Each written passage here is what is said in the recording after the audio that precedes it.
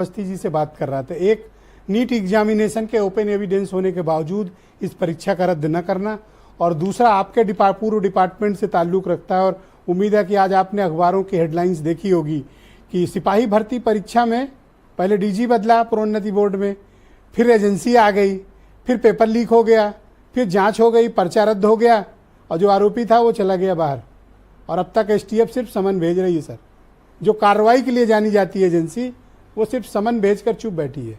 सुलखान सिंह साहब।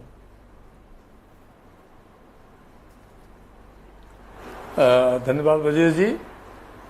नीट में जैसा गवर्नमेंट ने कहा है सुप्रीम कोर्ट में, अगर पर्चा लीक की बात सामने आती है या कोई ज़्यादा गड़बड़ी की बात सामने आती है तो कार्रवाई करेंगे।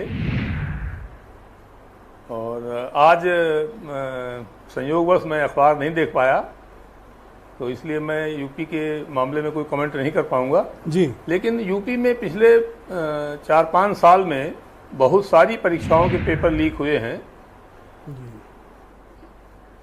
इसलिए मेरा ये मानना है कि सरकार को इसमें एक एसआईटी गठित करनी चाहिए जो ये परीक्षण करे कि ये किस तरह से पेपर लीक किए जाते हैं, इसके लिए क्या तरीका अपनाया जाता है। और देश में, उड़ीसा में, गुजरात में और कई राज्यों में कई बार पेपर लीक की घटनाएं हुई हैं, तो उन सब जगहों से इनपुट लेकर के उन सभी जगह के अधिकारियों से संपर्क करके और ये एग्जामिन होना चाहिए। कहता हूं आज कैसे पेपर लीक हो रहे हैं, उत्तर प्रदेश के संघ लोक सेवा आयोग की परीक्षा, इनका निराकरण किया इसकी शुचिता कभी कंप्रोमाइज्ड नहीं हुई। मैं कहता हूं कि देश भर की सरकारों को यूपीएससी के मॉडल का अध्ययन कराना चाहिए कि वो परीक्षा कैसे आयोजित कराते हैं। सर, एक भी दाग नहीं है उनके ऊपर, निष्पक्ष और सबसे बेहतरीन और निष्कलंक परीक्षा होती है वो।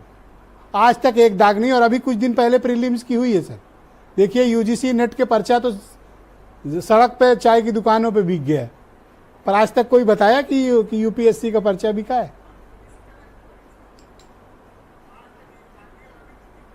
देखिए, ये एसआईटी जो है इसको ये काम करना चाहिए।